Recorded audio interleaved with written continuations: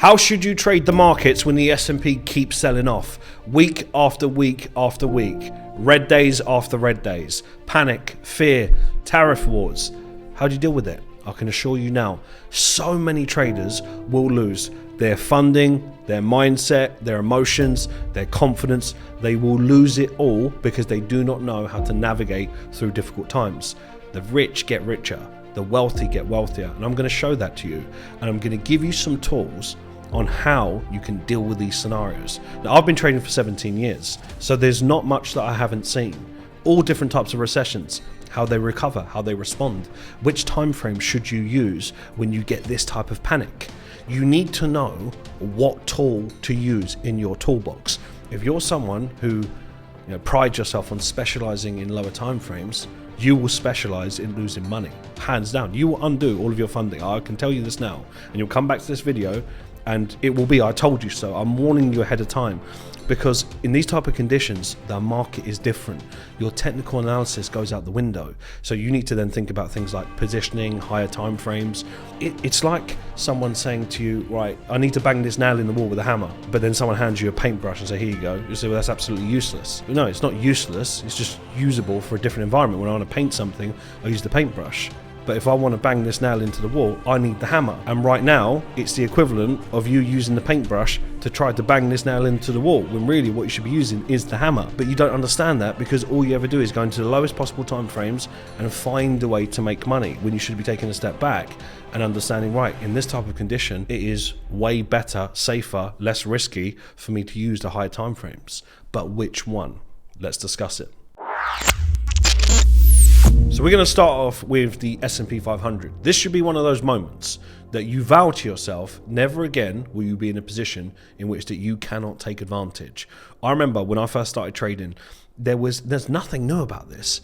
Me and my brother used to talk about this so much that we would see something play out, but then not have the money to be able to capitalize on it. And I remember saying, right, there will be one day that comes that we're in a position where we've got the money, I've got the skill because I was the one learning to trade, and we'll be able to leverage that.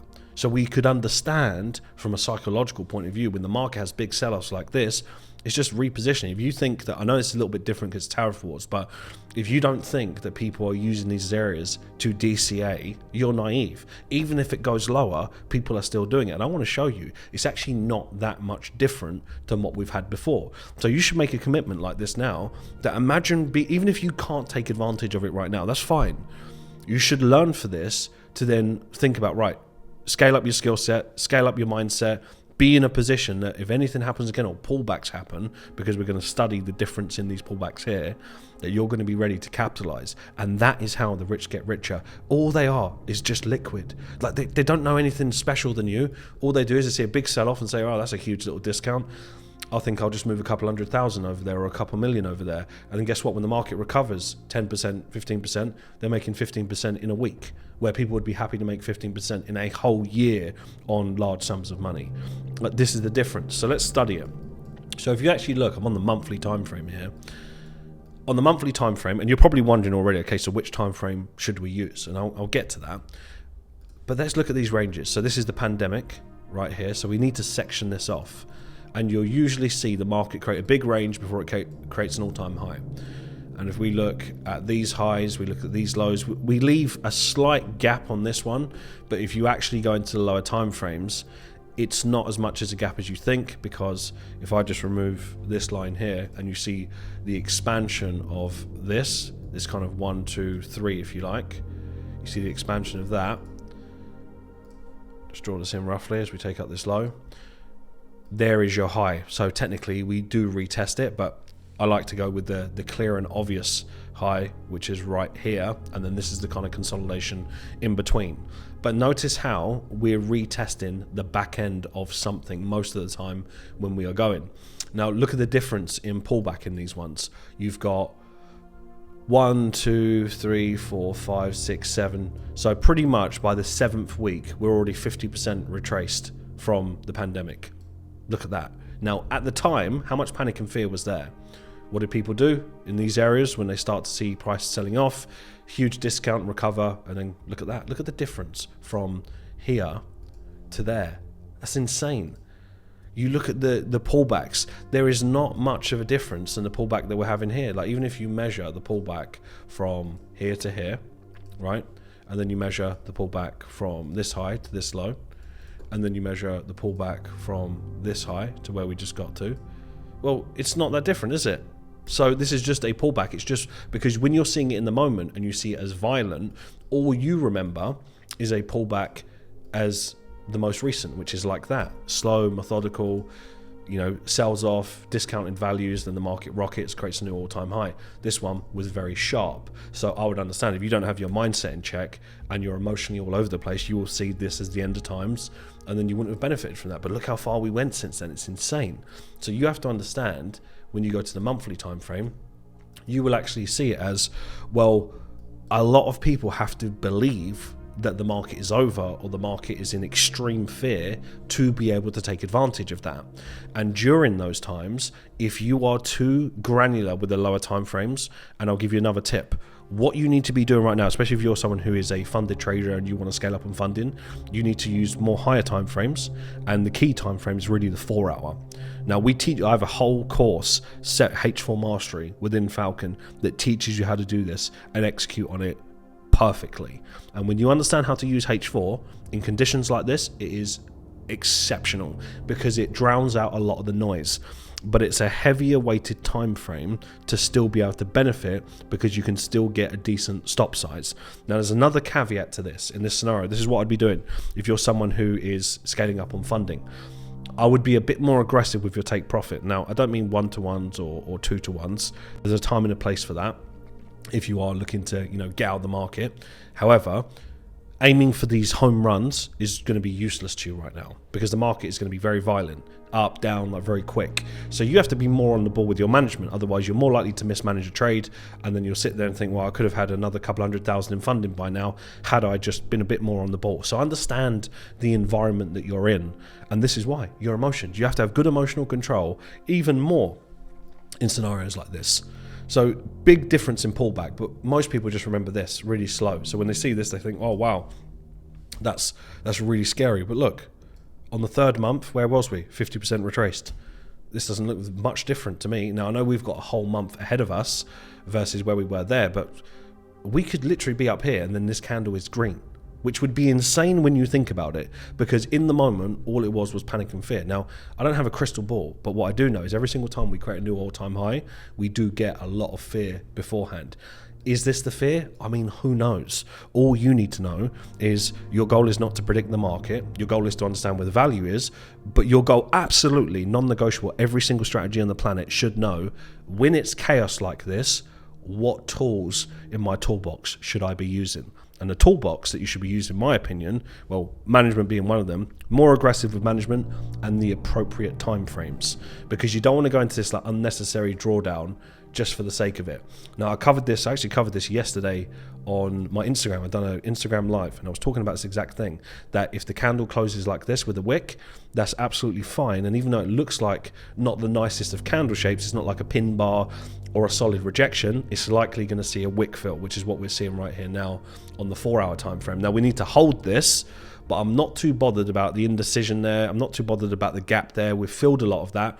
What we need is probably a little bit of good news for the sentiment, and then suddenly we will then recover a lot of that. But if I remove this line right here and we look at this low, beforehand we had this low and we had this low and this low. Now if we remove price to about here, so what we have is sell off, but we've still got this gap towards this low. And then what happens? We get our next candle, takes out the low, we've got the gap, it's all filled, and now we've started to retrace. So when you look at it like that, nothing out of the ordinary has happened. If we were to measure this phase 1, phase 2, just want to have a quick look at that. So phase 1 and then phase 2 on the break of that, yep, we've taken that out. So from a mathematical point of view, everything's done. We just now need to see how the weekly closes and the monthly closes. So what would be our ideal scenario? Ideal scenario would be anywhere like this. Even if it went a little bit lower as a tiny bit of a wick, that's okay. But we'd want a strong close. And if we get a strong close followed by some good rumors, right, with pause of tariffs or whatever they decide to do, or change a few things up, I think we'll get more momentum back into the market. How fast it goes after this, that remains to be seen, because what we might get is the first initial reaction, and then it just kind of slowly sort of chops its way up like that, and then it does this. So we'll have to see on that front, but it's more about the psychology of, look, you need to put yourself in a position that when things are really bad or perceived as bad, you're ready to be able to strike and take advantage of those conditions. So I don't actually see this as all bad as of right now. Now I know, Trump is talking about a lot of things and it's creating a lot of panic in the market, but this is just, to me, it feels like a different version than what I've always experienced. For the market to move in a direction, to go lower, to go higher, any asset class, there needs to be a reason, there needs to be a justification. This is how this works. And with all of my years of trading, there has always been something. I can't tell you which event per one, because there was always something going on.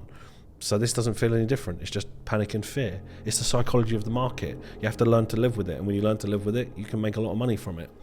So I don't necessarily see this as a bad situation. It's more of, like, don't get me wrong, I would love an all-time high in the stock market and then more bullishness as riskier assets come into play. However, at a fundamental level, when we're going to currency, which we're going to in a second, you need to have your wits about you, especially if you're someone who's got big plans this year to scale up on your funding, hit some financial goals. We have so many people in our community that are doing that and will do that and hit even more levels because they're sensible, and we help them navigate through that. So in times like this, they know what they're doing. And then you ask yourself, how much is that worth to you? So that's the S&P 500, JP225. We covered this like way ahead of time. I'm not surprised. Look at the trend of the JP225. Is anything out of the ordinary?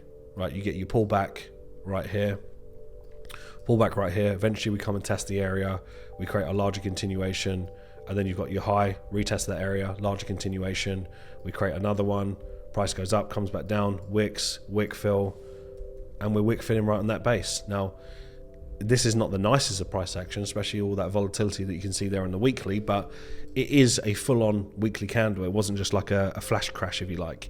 We've actually got price there, and you can see that on the daily even as well. It's only the wick there that we got.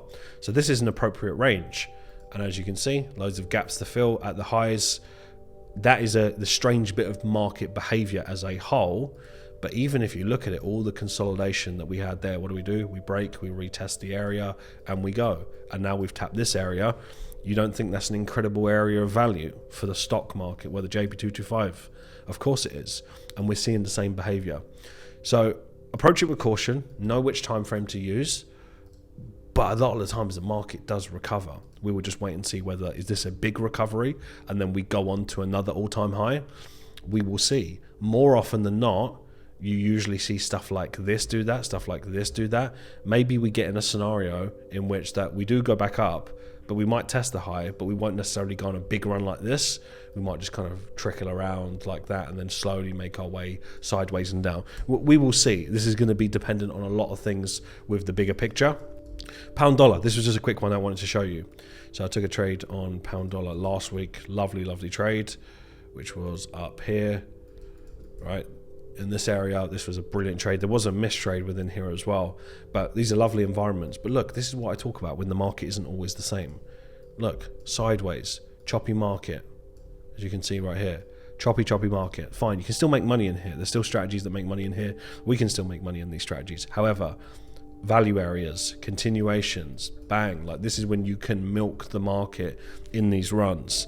So that's when I say, imagine you actually positioned yourself really well because you went through H4 mastery and you understood how to take a trade like this. It would be the equivalent of you going, right, I'm going to take a swing style position as a background trade, and then I'm going to, like, this could be a strategy you could do. I would take two approaches. You want to have the opportunity to allow certain things to run because we're in an environment in which things can go for a long period of time, but you also don't want to fall into this trap of mismanaging loads of positions that are running for 4% and then you end up with like a break even or 1%, and then that then stops you from getting to the next levels in your funding. So what I would do is this. I'd be doing two things. I'd have background positions, which is I'm not going to go into all the granular details of how, but let's say you're roughly in here and you're now planning to take a trade from A to B. So this is your range, you're targeting the bottom of this range. This is like a 7.4% trade. Let's say you're trying to do that. In the meanwhile, you should also be taking trades in which that you're very aggressive with it. So you have your background position that if it does commit to the run, and it's not like a candle where you see something like this, and then you're like, right, I'm running 4%, and it just does this, and it's really hard to manage, right? That does happen. So you need to do both. That's why knowing which tools. So your H4 are your background positions once you know how to execute on them. And then when you get into the lower time frames, like the 1 hour and the 15 minute, that's when you're more granular. That's when you're dealing with trades like in here, and you're taking, let's say you're taking a trade in here and you're really aggressive with it. It's like, right, I'm going to be really aggressive, manage it towards like a next low, which is just around the area, and it's a quick 9 to 1. That's a pretty decent trade. Even if you mismanaged it slightly and you saw, you know, the bullish pressure starting to come in, you wasn't by your screen, you could have walked away with like a 7% if you were aggressive with that. That's a 14 pip stop. It's not a 10 pip stop or even lower. It's a reasonable stop loss.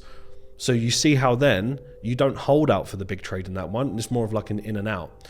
Now in here, riskier positions, so I'll rule this area out, but let's say tick here and then tick here. So same thing, if you're looking at price action from here to here, you might be going, right, I'm gonna look to have a higher time frame trade and trail it all the way down to here. Fine, but that can't be your only position, where you might take a trade in here, it comes down to there, and then what if it just reversed like that? And then you've held this position, find the background position where maybe you walk away with a break even or a very small profit, but in between that you've been able to still make 3% on a lower time frame that's appropriate for the trade. In this scenario on the 4 hour, I don't think there was a 4 hour entry. That was, no, that's on a much riskier side. So not a 4 hour entry on that one, but the example, the concept is what I'm explaining, because we're not restricted to just one pair, so there could be a 4 hour entry somewhere else. But the point being, you need to know when to use what. And I think a lot of times people don't know when to use what, and they are really so zoomed in. And especially times like this, that's the worst thing that you could do, because you'll think everything means something. You'll overvalue things that don't need to be valued. So what I would do if I was you is I would create a strategy plan to go, right, this is the reality that the stock market is doing what it's doing. I can't change that. I have to flow with it. I can't pick and choose when we have really good environments. But you should have almost like a crisis plan, that when there's chaos going on, what do I do? Now you might be thinking, well, that doesn't really apply to me now because I'm just on my way up. I'm trying to scale up my capital. Well, imagine you actually don't know how to navigate a situation like this. And now picture yourself trading £800,000 of funded capital, something that could make you 20, 30, 40,000 pounds a month, life-changing money. And then you make stupid mistakes. You got all of your accounts on a copier, and because you was naive and you didn't have a plan for this, you just undone all of that hard work, all of the money spent on your assessments, all of the failed challenges, everything you've done, all of that undone just because you were naive and didn't have a plan. Then what? Where do you think your confidence is going to be? It's going to be in the bin, and you're going to waste it, and it could have been prevented. So there are certain things you have to put in place to prevent it. This is when you need to be professional, and you can't be just leaning into the gambling side. Listen, I get it. There's a time and a place where you can add a little bit more risk and you might get away with it. This is not one of those times. This is more about positioning, knowing which time frame to use. And it's actually in the positions that you don't take, not in the positions that you do take.